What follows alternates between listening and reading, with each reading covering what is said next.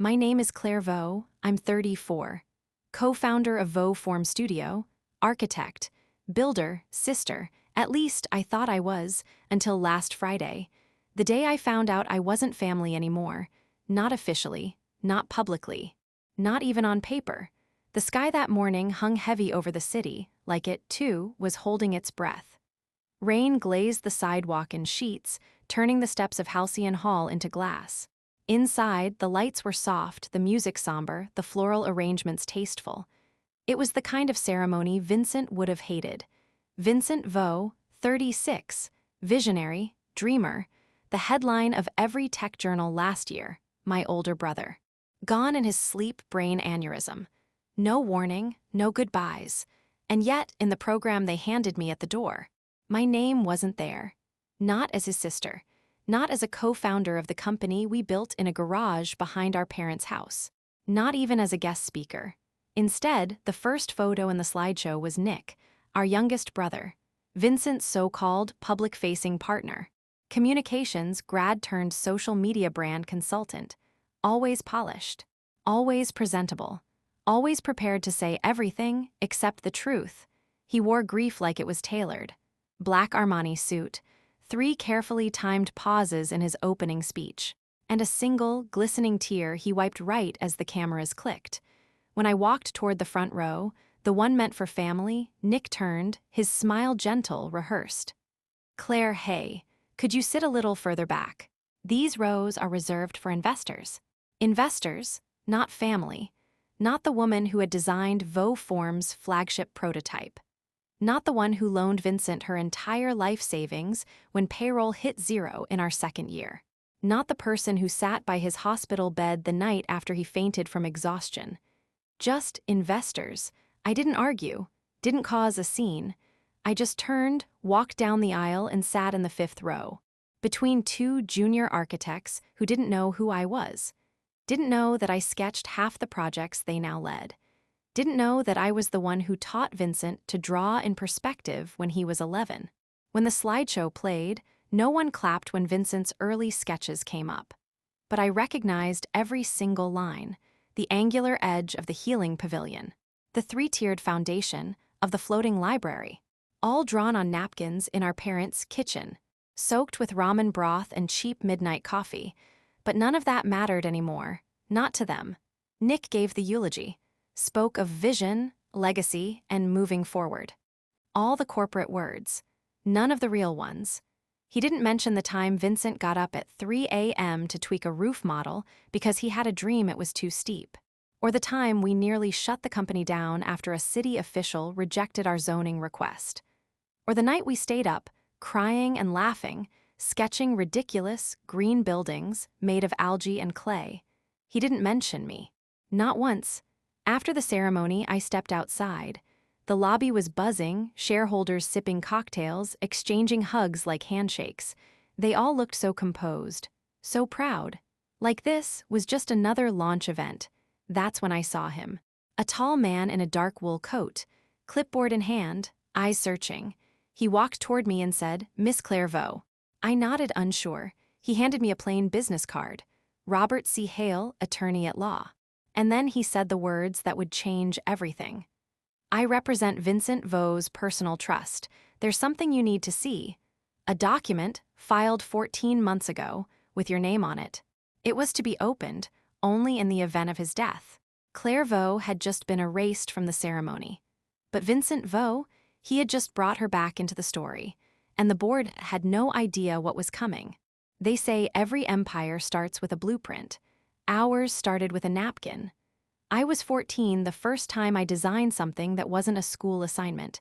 It was just a sketch, messy lines of a house that wrapped around a tree.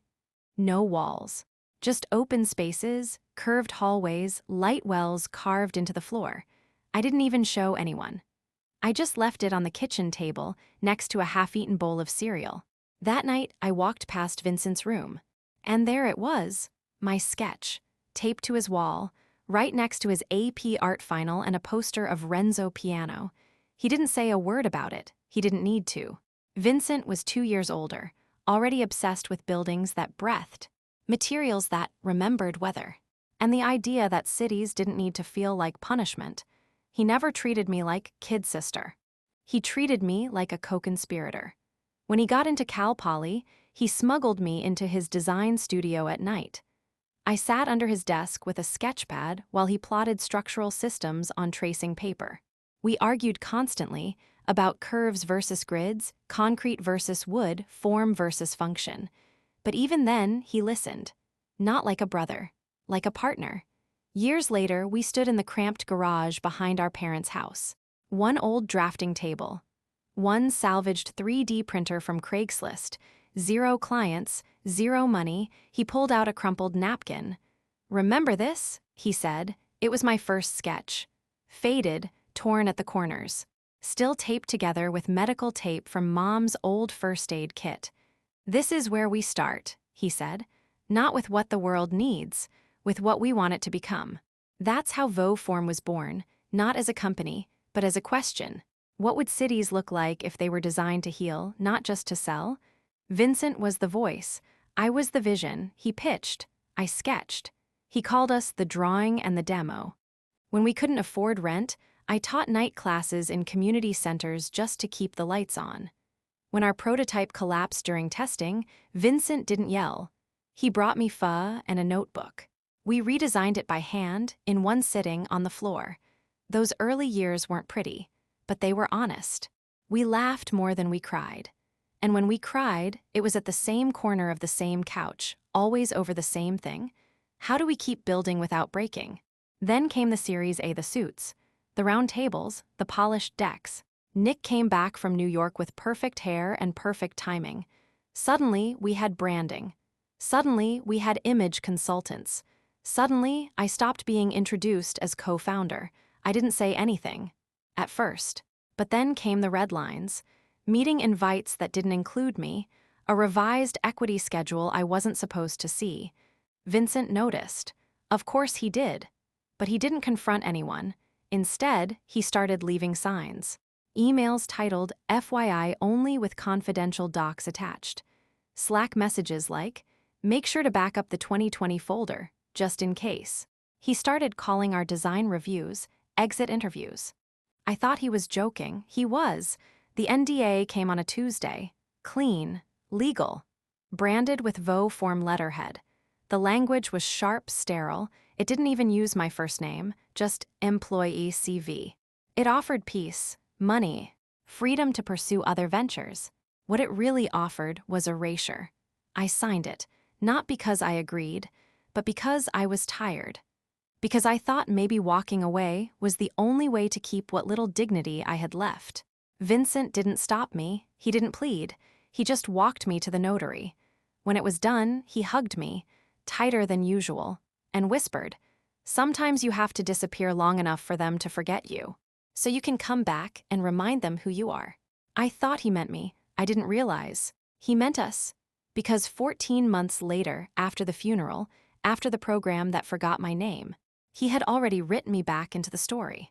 And the document in Robert Hale's briefcase, it didn't just prove I was co-founder. It proved Vincent never believed in the company without me. The conference room was designed for intimidation. Long marble table.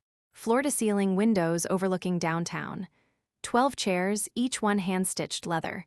Each one filled with a face that once dismissed mine. At the head of the table, Nick, polished, grinning, in control. The whiteboard behind him showed Vo VoForm's future, rendered towers in Dubai, press quotes, mock-ups of luxury green living. Each design colder than the last. Each one nothing like what we built. And nowhere on that board was my name. The agenda, strategic acquisition. Translation, final sale. Vincent's dream, packaged, trademarked, and sold to a syndicate of oil-backed developers. Clean, efficient, sanitized, like I'd never existed, until I walked in. Black suit, hair tied back. No smile, folder in one hand. Eli at my side, calm, composed, every step deliberate. We didn't wait to be introduced. I walked straight to the table. Nick looked up, blinked, faltered just for a second. "Claire, what are you doing here?" I said nothing, just placed a signed, notarized document on the table. One of the Dubai representatives leaned forward. What is this? Eli answered, soft voice, razor sharp. This is an updated equity and governance disclosure. Ms. Clairvaux holds 40% of the company's class of founder shares, reinstated under Clause 12C of the original operating agreement, triggered by the death of Mr. Vincent Vo. Her voting power is active as of this morning. Silence, cold, viscous. One of the Dubai team picked up a phone, another checked a tablet. A third leaned toward Nick, whispering something in Arabic. Nick's smile faded like watercolor in a thunderstorm. This is a joke, he snapped. She left. She signed out. She doesn't get to come back just because. I cut him off, my voice didn't shake. Because what, Nick? Because I refused to dress up sustainability as a sales pitch. Because I pushed back when you wanted to license our name to corporate developers. Because I didn't sit still when Dad told me to let the boys handle business. I held his gaze, and for once, he didn't know where to look. Vincent left it to me. You know that, don't you? He said nothing. He didn't have to. His silence said everything. One of the Dubai partners stood. This changes things. We'll revisit the terms once the cap table is resolved. They walked out, the door shut behind them like a final punctuation mark. Nick turned red, then pale, then something in between. You don't know what you're doing, Claire. You're not a CEO. I didn't flinch. No, I'm an architect, and I'm done letting people build legacies on my work while I sit in the back row. Eli handed him one last envelope, a formal motion, to pause all executive decisions pending internal equity audit. Legal, ironclad. Nick didn't argue, didn't speak. He just sat there, silent, surrounded, outmaneuvered. He looked exactly like the model towers behind him. Shiny, hollow, and about to collapse. That night, back in our apartment, Eli reviewed the offer again. $24 million, full buyout, silence clause, no lawsuits, no press, clean on paper. But then Eli looked up and said, "They're not paying you for your shares, they're paying for your absence." And that's when I knew this wasn't just about equity. This wasn't about Vincent. It was about the foundation he laid, and whether I had the courage to build on it. The offer came 3 days later. $24 million. Cash out, no litigation, no press, no name on the letterhead, just silence, signed, sealed, and wired. Nick had gotten desperate. Dubai was spooked. The board wanted closure. They packaged my erasure as generosity. Eli reviewed the paperwork in our kitchen. He didn't rush, didn't comment, just flipped pages with surgical precision. Finally, he looked up. "It's clean," he said. "But they're not paying for your equity, Claire. They're paying for your absence." I stared at the numbers. More money than I'd ever dreamed of. Enough to start over. Buy a house in Lisbon. Open a boutique design studio. Never fight another zoning board again. And for a moment, I wanted to take it, but then I remembered. The way Vincent used to pause when he looked at a new skyline. Like he was searching for something that wasn't built yet. Like the city owed him better, and he was daring it to change. He didn't build Vo VoForm to be sold. He built it to mean something. He didn't write Clause 12C so I could walk away rich. He wrote it so I'd have a choice. That night, I drove to Studio Zero, the old garage behind our parents' house. The lights barely worked. Dust lay thick on the blueprints. Foam models sagged on the shelves like forgotten dreams. But there it was, on the back wall, still taped above the first drafting table. If we can design it, we can change it. Vincent's handwriting, faded, but not erased. The next morning, I walked back into the Vo VoForm boardroom, not to negotiate, but to reclaim. The table was full, faces tight, eyes calculating. Nick sat with his arms crossed, pretending boredom. Eli walked beside me, steady as ever. I placed the offer letter on the table, didn't open it, didn't need to, then I pulled out a different folder. "I'm not signing," I said. "Vo VoForm doesn't get sold, not like this." Nick chuckled, a sharp, bitter sound. "You think you can turn this around? You've got vision, Claire, but no investors, no ops team, no pipeline, no allies." I smiled just a little. I don't need allies who buy silence. I need the ones who build foundations. Then I handed out my plan. Page by page, slide by slide, not a pitch, a blueprint. Vo VoForm reimagined, refile as a public benefit corporation, B Corp. Mission-aligned governance. Impact over image. Cancel all international licensing deals. No greenwashing. No offshore luxury towers. Launch the Vincent Vo Community Fellowship. Funding young architects from underserved communities. Partner with urban resilience projects. Flood zones, fire zones, forgotten zones. Turn our downtown HQ into a hybrid studio plus community workshop. Half workspace, half public classroom. No one clapped. This wasn't a TED Talk, but one board member leaned forward, then another, then a third, 3 votes, enough to stall the sale, enough to start the pivot, enough to make it real. Nick stood up, color rising in his face.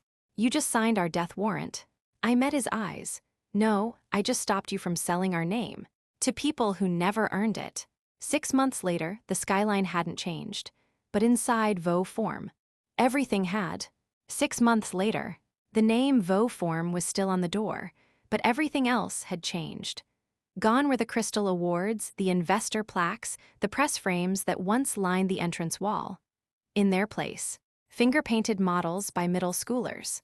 A 3D printed bridge designed by a teen who once lived under one. And across the lobby, in brushed bronze, hung the only quote that mattered. Design like your city depends on it.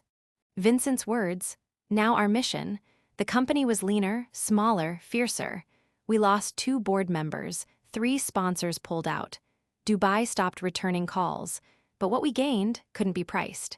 The downtown office was now a hybrid studio, half design lab, half community workshop. On Tuesdays and Thursdays, kids from the South Side came in after school, learning SketchUp and Rhino in the same room where VC meetings once took place. They weren't here for credits, they were here for ownership, because cities shouldn't just be built for people, they should be built with them. One of our interns, Amira, stood out. She was quiet, fierce, 16. Her father used to be a janitor in the building.